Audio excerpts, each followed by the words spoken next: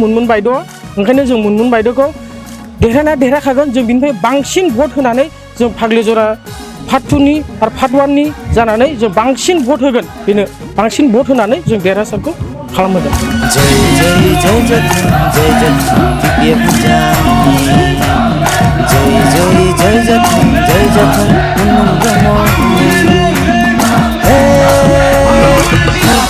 समस्तनि राज्य राजाफोर फै ओंखारबोदो बयबो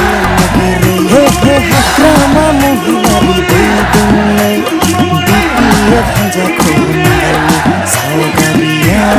भट होनानै मुनमुन ब्रह्मखौ जय खालामो। जोंनि फाग्लिजरा पार्ट 2 आरो पार्ट 1 जगदान जानाय BPF आव खार'ना मा जाबाय जोंखौ बै आदानि प्रजेक्ट बानायनायाव UPPL सरकार आरो BJP सरकार ज' जानानै जोंखौ बिराद सोगाबदों गाबहोदों जोंनि जानाय लोंनाय सुख गैया जेबो माबा नायाखै बिसोर ओंखायनो आरो जोंनि हाखौ सेख'ना लानो थाखाय ओंखायनो जों BPF आव जगदान जादों। बेसेबांसिम जयनिं जादों जगदाना जोंना मथा मथि बिदिनो 300निफ्राय 400 जन 500 जनसिम गुबुन गुबुन जायगानिफ्राय फैनानै जयेन जाफैदों जोंनि बे माबायाव आरोखि फाग्लिजरा पार्टियाव गामि गासिबो आरोखि जोंना बिदि जों बिसोरखौ बिदाय होखाबाय जों बेखौ खुनु गामियावनो सोखाया जों UPPL होन BJP होन रावखौबो सोआ जों BPF आ जोंखौ दिनै BPF सरकारा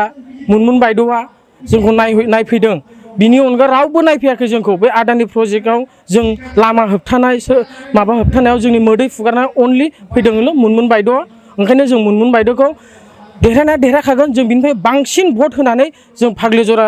पार्ट 2नि आरो पार्ट 1नि जानानै जों बांसिन भट होगोन बेनो बांसिन भट होनानै जों देरहासारखौ खालामहोगोन। बिथाङालाय माहाय परिबर्तन जादों जेबो परिबर्तन खालामाखै बियो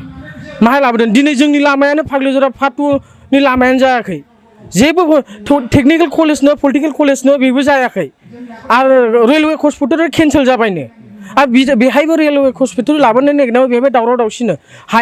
हाया बिसिमनो बे गावसोर सिमाना जेखौ लाग्रोदोंमोन दा बिनिफ्राय गामि इलुवाफारा गामि हाबदेरबावोसोनो बेहाय कयेकजननि बागान थाङो कयेकजननि न' थांबावनो बेहायबो FC अफिसाव दाखालि दावराव जाखांबाय गामियाव फैनानै ओंखायनो जोङो बिथांमोनखौबो खावलायदों आरोखि नाय दिनै जुदि गुबुन जायगानिखौबो खावलायदों दिनै जुदि बे प्रजेक्टआ नोंसिनाव थाङोमोनब्ला दानि रुलिं पार्टिया नोंसोरखौ लोब्बा होआ मानोना होनबा जोंखौ लोब्बा होग्राया एकमात्र हाग्रामा सार आरो मुनमुन बायद' बिसोरसो लोब्बा होगोन आरो जों सानो खावलायो आरोखि नोंथांमोनाव जुदि